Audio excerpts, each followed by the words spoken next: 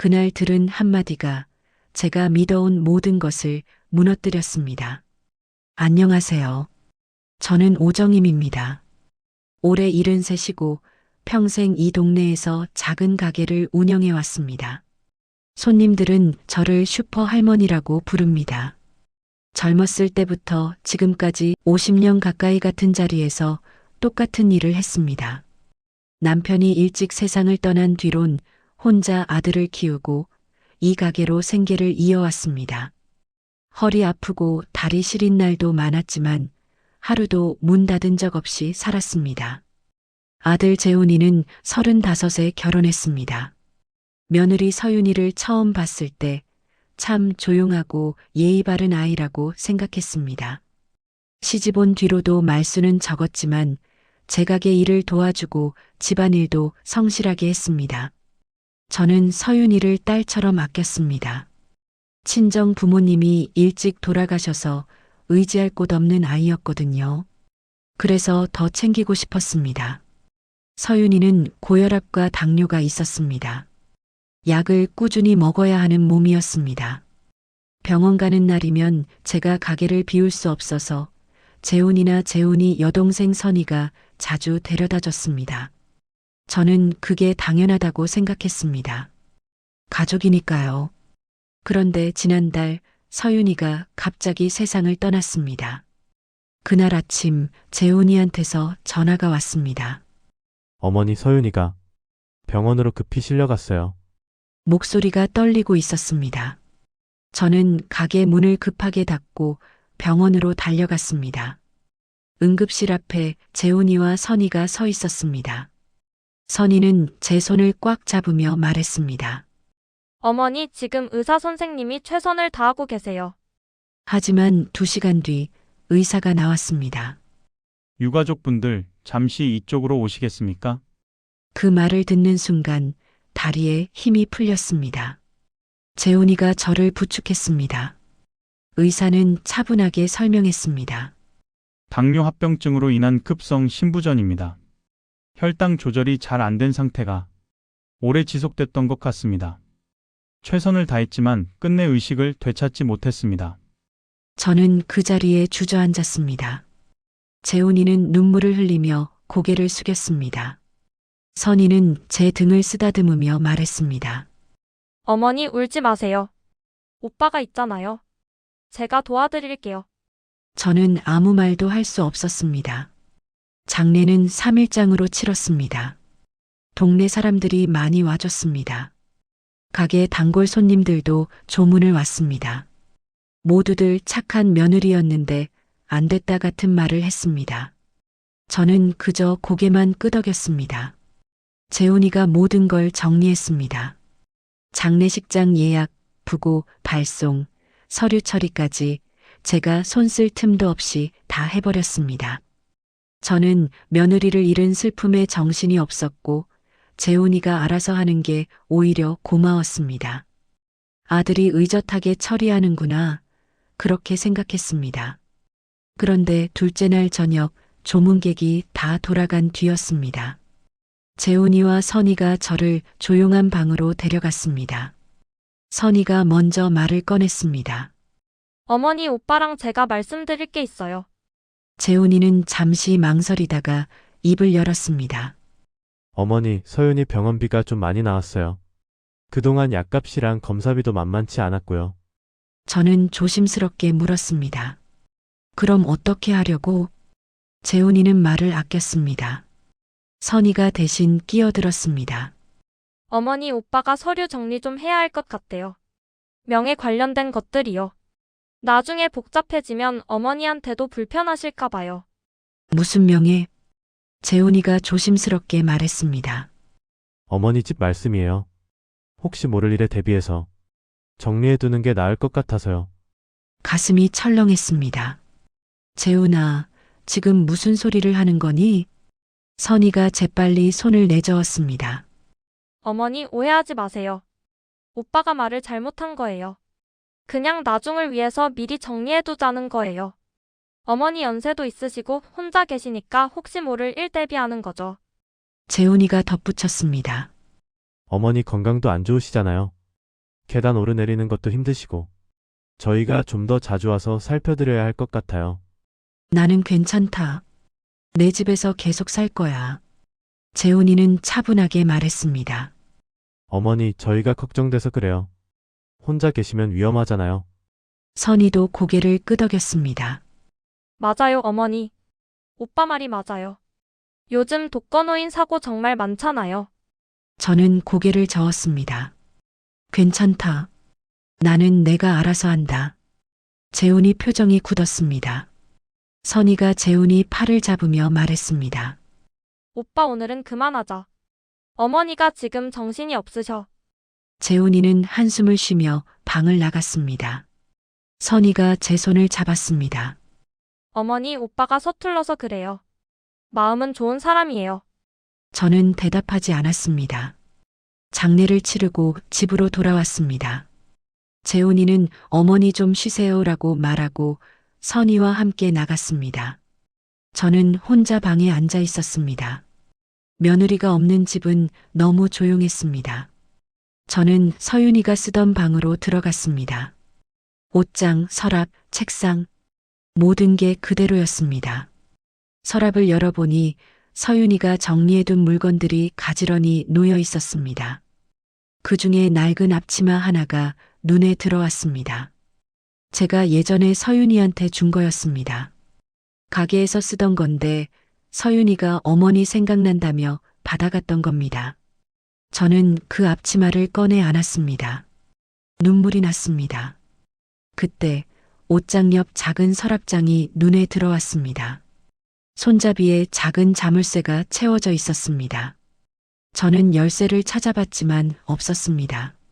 서윤이는 물건을 잠가두는 스타일이 아니었습니다. 왜 이 서랍만 잠가뒀을까? 저는 손잡이를 당겨봤지만 꿈쩍도 하지 않았습니다. 며칠 뒤 재훈이가 또 찾아왔습니다. 이번엔 선의 없이 혼자였습니다. 어머니, 서윤이 짐 정리 좀 해야 할 것 같아요. 아직은 안 돼. 재훈이는 입술을 깨물었습니다. 어머니, 언제까지 이러실 거예요? 서윤이도 이제 없는데 어머니 건강이라도 챙기셔야죠. 내 건강은 내가 알아서 한다. 재훈이는 한숨을 쉬더니 가방에서 종이 몇 장을 꺼냈습니다. 어머니, 이거 좀 보세요.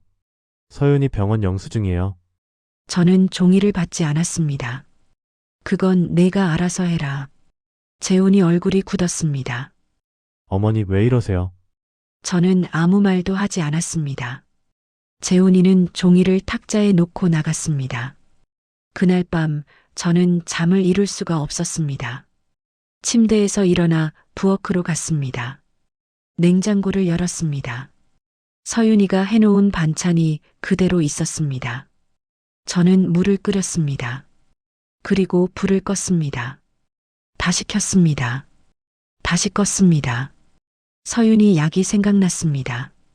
저는 서윤이 방으로 다시 들어갔습니다. 옷장이 선반을 뒤졌습니다. 그곳에 서윤이가 약을 보관했었거든요. 약이 없었습니다. 저는 집안을 다 뒤졌습니다. 거실 장롱, 부엌 찬장, 화장실 선반. 그러다가 거실 장롱 구석 깊숙한 곳에서 작은 비닐봉지 하나를 발견했습니다. 약국 봉투였습니다. 저는 그걸 꺼내 들었습니다. 봉투가 바스락거렸습니다. 안에 약 몇 알과 처방전이 들어 있었습니다. 처방전을 천천히 펼쳤습니다. 날짜는 서윤이가 세상을 뜨기 일주일 전이었습니다. 약 이름이 몇 개 적혀 있었는데 제가 알아볼 수 없는 글씨였습니다. 한참을 들여다봤습니다. 글자가 흔들렸습니다. 눈이 침침했습니다. 그때 봉투 귀퉁이에 뭔가 적힌 게 보였습니다. 서윤이 필체였습니다. 이상해. 딱 그 두 글자였습니다. 저는 처방전을 내려놓았습니다. 다시 들었습니다. 불빛 아래로 가져갔습니다. 글씨를 다시 봤습니다. 이상해. 손이 떨렸습니다. 약 봉투를 다시 들여다봤습니다. 약은 반쯤 먹은 상태였습니다. 왜 서윤이는 이걸 여기 숨겨뒀을까? 왜 이상해라고 적었을까? 저는 그 봉투를 서랍에 넣었습니다. 꺼냈습니다. 다시 넣었습니다. 버릴 수가 없었습니다. 다음 날 선희가 찾아왔습니다. 손에 국 끓인 통을 들고 있었습니다. 어머니 아침 드셨어요? 제가 미역국 끓여왔어요. 저는 고맙다고 말했습니다. 선희는 부엌에서 국을 데우며 말했습니다. 어머니 오빠가 요즘 스트레스 많이 받아요. 서윤이 일도 그렇고 어머니가 자꾸 안 된다고만 하시니까 속상해 하더라고요. 저는 대답하지 않았습니다. 선희가 국그릇을 들고 와서 앉았습니다. 어머니 오빠 말이 틀린 건 아니잖아요.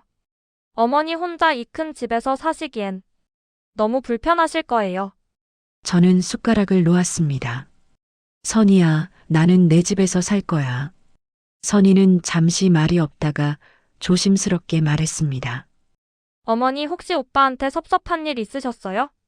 오빠가 서툴러서 그렇지 마음은 정말 좋은 사람이에요. 저는 고개를 저었습니다. 선희는 더 이상 말하지 않았습니다. 국을 다 먹고 설거지를 하더니 돌아갔습니다. 저는 혼자 남았습니다. 재훈이와 선희가 자꾸 저를 설득하려고 했습니다.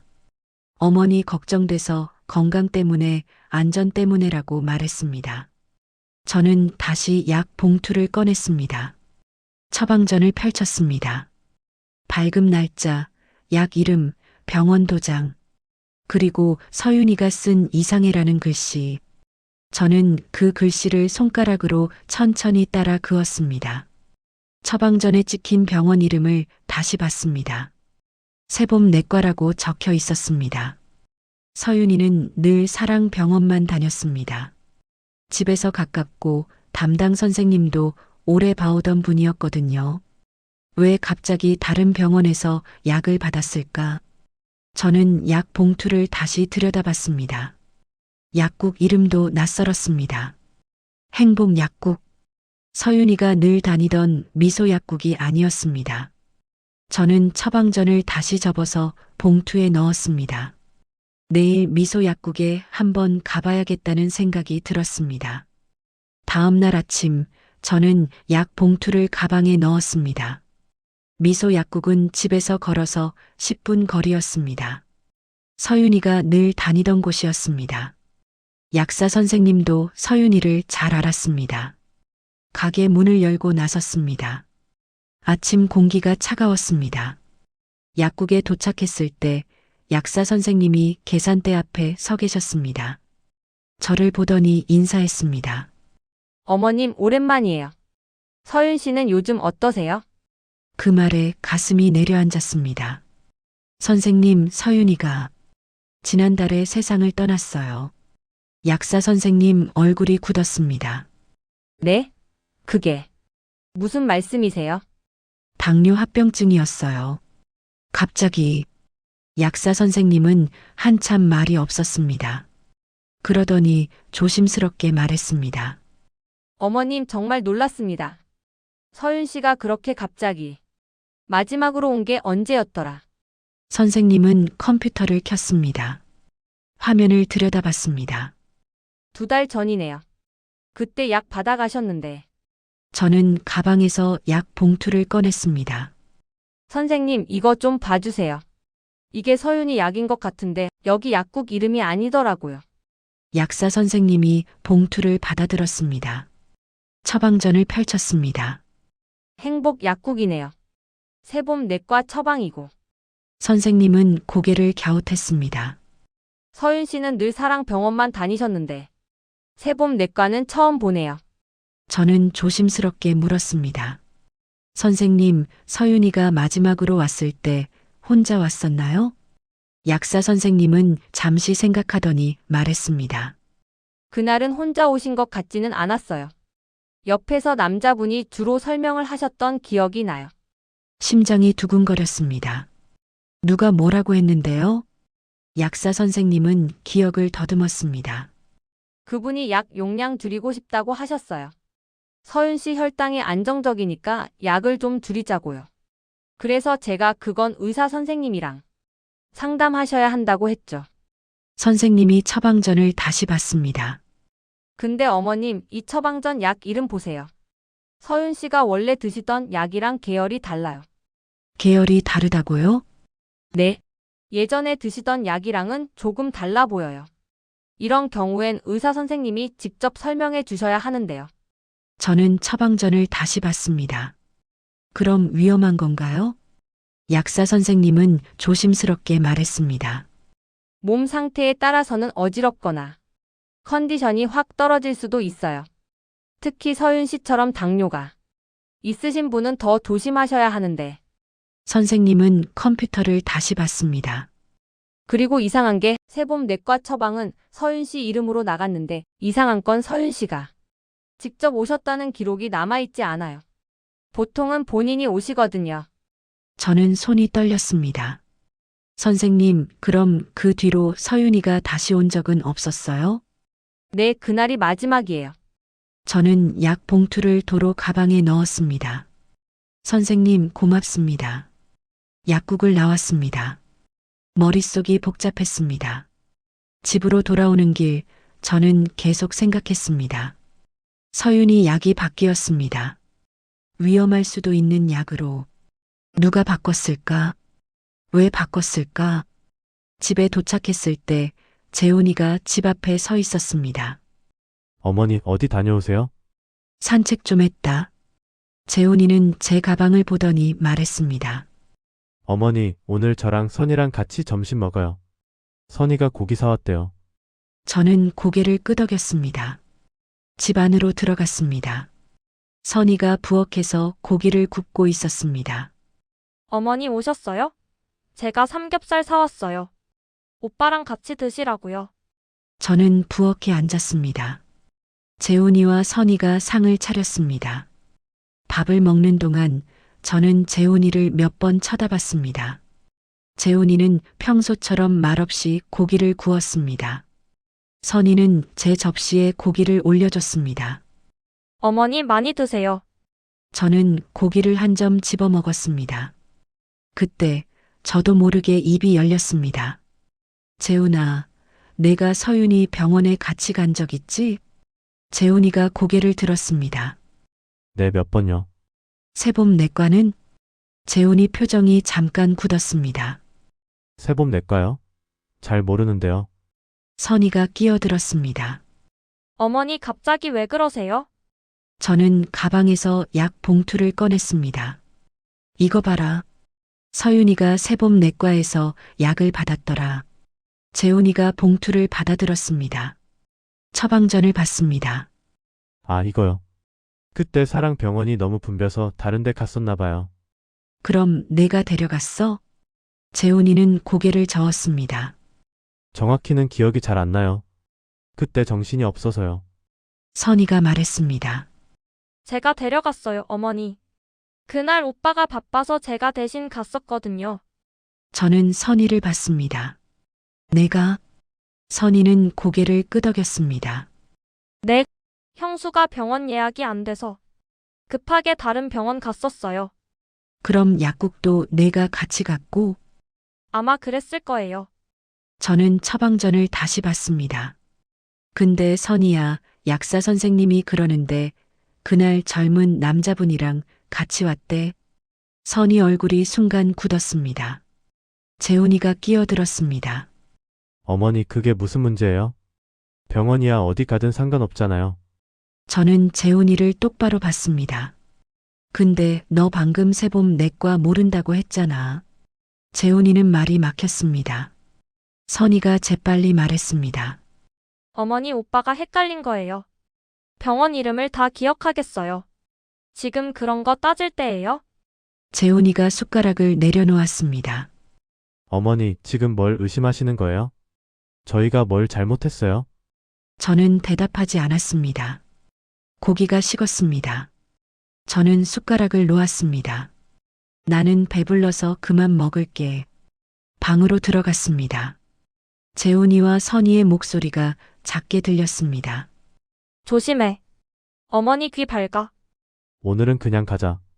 타이밍이 안 좋아. 저는 문을 닫았습니다. 가슴이 두근거렸습니다. 저는 서윤이가 쓰던 방으로 갔습니다. 잠긴 서랍장 앞에 섰습니다. 손잡이를 당겨봤습니다. 여전히 잠겨 있었습니다. 열쇠가 어디 있을까? 저는 서윤이 옷장을 뒤졌습니다. 책상 서랍도 열어봤습니다. 화장대도 뒤졌습니다. 그러다가 화장대 거울 뒤쪽에서 작은 봉투 하나를 발견했습니다. 봉투를 열었습니다. 작은 열쇠가 들어 있었습니다. 심장이 뛰었습니다. 저는 서랍장으로 갔습니다. 열쇠를 자물쇠에 꽂았습니다. 찰칵! 자물쇠가 열렸습니다. 서랍을 천천히 열었습니다. 안에 접힌 종이 몇 장과 작은 노트 한 권이 들어 있었습니다. 저는 종이를 먼저 펼쳤습니다. 새봄 내과 처방전 사본이었습니다. 날짜가 2번 찍혀 있었습니다. 그 아래 또 다른 종이가 있었습니다. 사랑병원에 문의한 기록이었습니다. 서윤이 필체로 메모가 적혀 있었습니다. 사랑병원 지난 석 달간 처방 기록 없음. 새봄 내과 제 이름으로 처방 3회. 하지만 제가 간 적 없음. 저는 손이 떨렸습니다. 노트를 꺼냈습니다. 첫 페이지를 펼쳤습니다. 서윤이 필체였습니다. 어머니께 만약 제가 이 글을 직접 드리지 못하고 어머니가 이걸 찾으셨다면 제가 더 이상 곁에 없다는 뜻일 거예요? 어머니 미안해요. 지난 석 달 동안 제 약이 이상했어요. 약을 먹고 나면 자꾸 어지럽고 속이 안 좋았어요. 혈당도 이상하게 올라갔어요. 그래서 제가 병원에 전화해서 확인했어요. 제 이름으로 처방이 2번 나갔는데 한 번은 제가 간 거고 한 번은 제가 간 적 없는 병원이었어요. 누군가 제 이름으로 움직이고 있다는 생각이 들었어요. 어머니, 저는 무서워요. 하지만 어머니한테 말씀드릴 수가 없어요. 만약 제가 잘못 생각한 거라면 괜히 의심하는 사람이 될까봐 무서웠어요. 그래서 이렇게 적어둡니다. 만약 제게 무슨 일이 생기면 이 노트를 보세요. 저는 노트를 내려놓았습니다. 다음 페이지를 펼치려고 했습니다. 그때 밖에서 소리가 들렸습니다.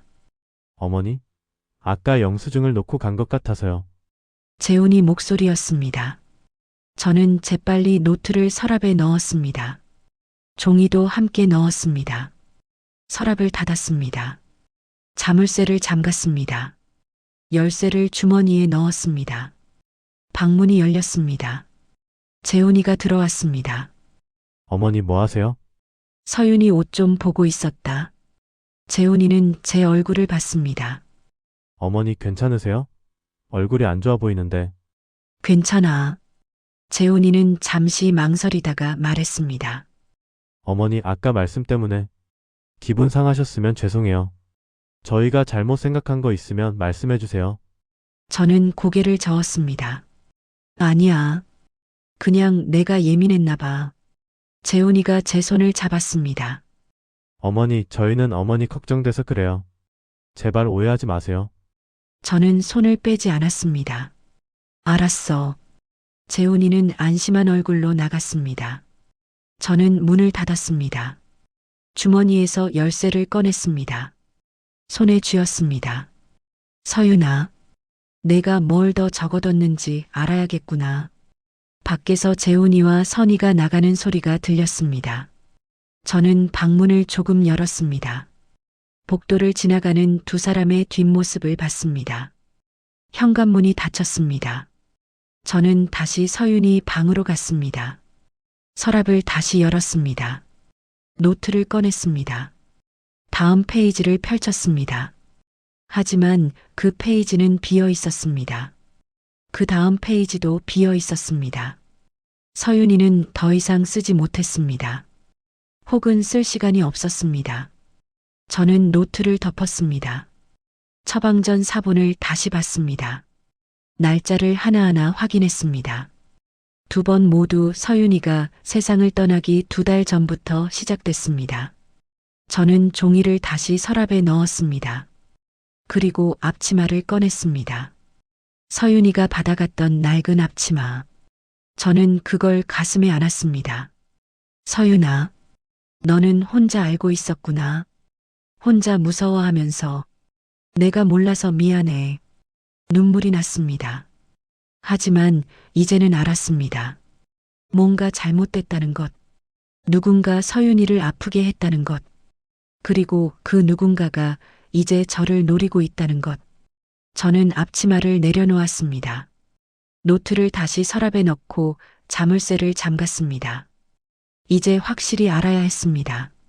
재훈이와 선이가 정말 그런 짓을 한 건지, 그리고 왜 그랬는지. 저는 거실로 나왔습니다. 탁자 위에 재훈이가 두고 간 종이가 있었습니다. 병원 영수증이었습니다. 저는 그걸 집어들었습니다. 내일은 사랑병원에 가봐야겠다고 생각했습니다. 그리고 그날 약을 대신 받아간 사람이 누구였는지도요. 다음 날 아침 저는 사랑병원으로 갔습니다. 접수 창구에서 서윤이 진료 기록을 요청했습니다. 직원이 컴퓨터를 확인하더니 말했습니다. 환자분 보호자시죠? 지난 석 달간 내원 기록이 없으시네요. 석 달요? 네. 마지막 진료가 넉 달 전이에요. 저는 가방에서 세봄 넥과 처방전을 꺼냈습니다. 그럼 이 병원 기록은 아닌 거네요? 직원이 처방전을 받습니다. 이건 다른 병원이시네요. 저희 병원 양식이 아니에요. 저는 고개를 끄덕이고 병원을 나왔습니다. 서윤이는 정말 세봄 내과에 간 적이 없었습니다. 그럼 누가 서윤이 이름으로 약을 받았을까? 저는 은행에도 들렀습니다. 혹시 제 모르게 대출이나 담보 기록이 있을까 봐서였습니다. 어머님, 최근 대출 신청 기록 없으세요? 다행이었습니다. 집으로 돌아오는 길, 저는 동네 주민센터에 들렀습니다. 아는 직원이 있었습니다. 어머님 무슨 일이세요? 혹시 진명의 이전 같은 거 확인할 수 있어요? 본인 집 말씀이세요? 네, 확인 가능하세요. 신분증 주세요. 직원이 컴퓨터를 확인했습니다. 어머님 집은 명의 변동 없으세요? 혹시 뭐 이상한 서류 요청 들어온 거 있으세요? 아니요, 그냥 확인차 물어본 거예요. 저는 안심했습니다. 아직 명의는 안전했습니다. 집에 도착했을 때 선이가 집 앞에 서 있었습니다. 어머니 어디 갔다 오세요? 은행 좀 다녀왔다. 선이는 웃으며 말했습니다. 어머니 오늘 제가 청소 좀 도와드릴게요. 오빠는 회사 갔고요. 저는 고개를 끄덕였습니다. 집 안으로 들어갔습니다. 선이가 부엌부터 청소를 시작했습니다. 저는 서윤이 방으로 갔습니다. 서랍이 잘 잠겨 있는지 확인했습니다.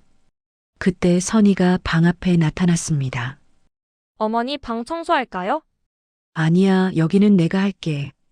선이는 잠시 서윤이 방 안을 둘러봤습니다. 시선이 서랍장에 머물렀습니다. 잠긴 걸 확인하는 듯 했습니다. 그리고 아무 말 없이 웃었습니다. 그럼 거실이랑 부엌만 할게요.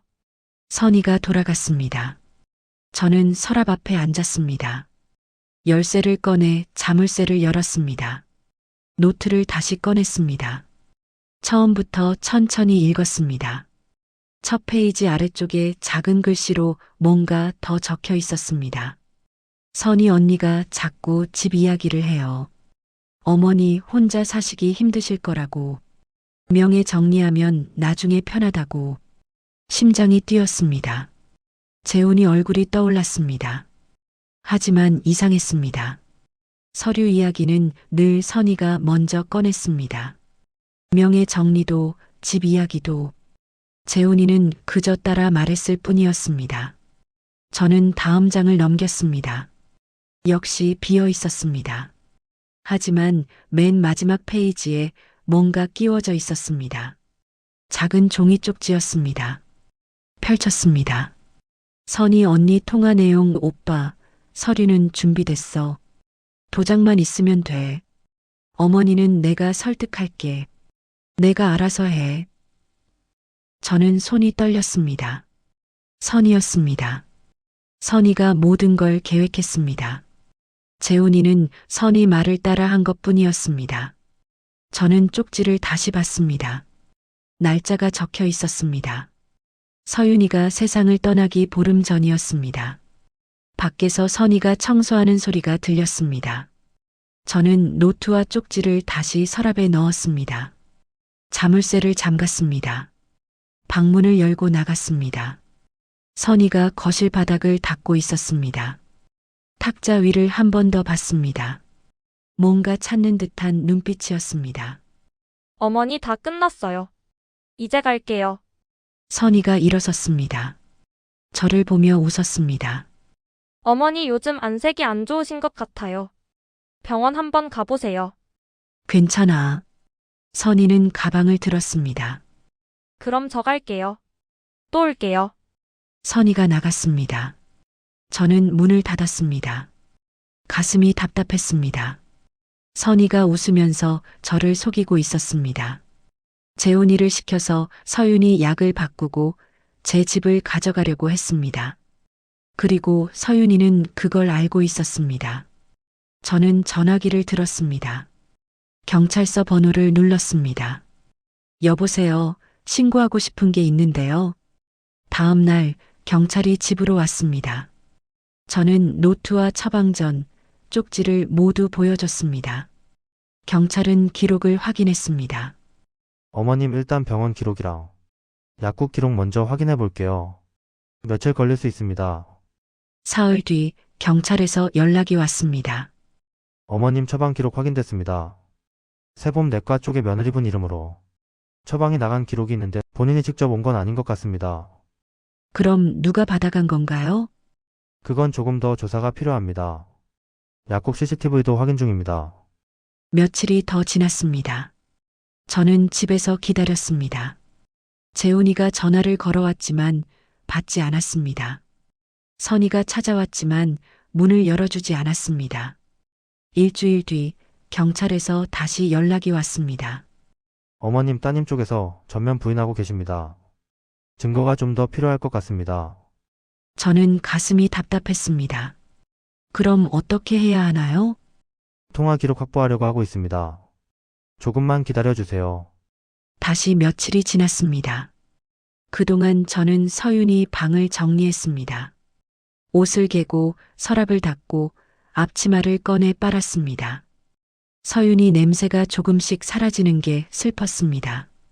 열흘째 되던 날 경찰에서 최종 연락이 왔습니다. 어머님 통화 기록 확보했습니다. 아드님과 따님 통화 내용이 확인됐고 약국 CCTV에서도 아드님이 약을 대신 받아간 장면이 나왔습니다. 두 분 모두 조사받으실 겁니다. 저는 전화기를 내려놓았습니다. 손이 떨렸습니다. 재훈이와 선이는 경찰서에 불려갔습니다. 재훈이는 선이가 시킨 대로 했다고 진술했습니다.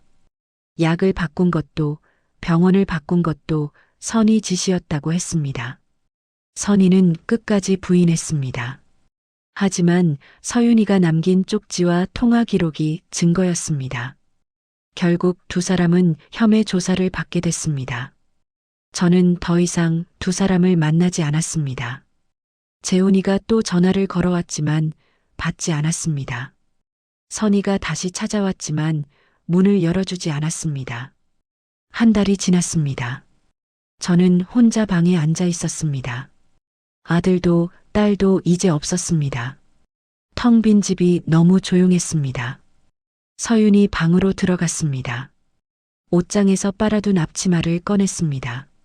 저는 그걸 입어봤습니다. 눈물이 났습니다. 서윤아, 내가 지켜준 집에서 잘 살게. 고마워. 저는 앞치마를 벗어 서랍에 넣었습니다. 노트도 함께 넣었습니다. 자물쇠를 잠갔습니다. 이제는 잠가둘 필요가 없었습니다. 하지만 서윤이 마음을 그대로 간직하고 싶었습니다. 며칠 뒤 저는 가게 문을 열었습니다. 오랜만에 진열대를 정리했습니다.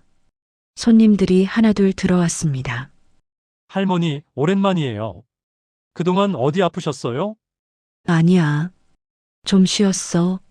저녁이 되었습니다. 저는 가게 문을 닫고 집으로 돌아왔습니다. 탁자 위에 동네 주민센터에서 받아온 서류가 있었습니다. 독거노인 지원 프로그램 안내문이었습니다. 저는 신청서를 작성했습니다. 이제는 혼자가 아니었습니다. 서윤이가 남긴 용기가 있었습니다. 그리고 제 집이 있었습니다. 저는 창문을 열었습니다. 저녁 바람이 들어왔습니다. 내일도 가게 문을 열 것입니다. 손님들을 맞이할 것입니다. 그렇게 하루하루 살아갈 것입니다. 서윤이가 지켜준 이 자리에서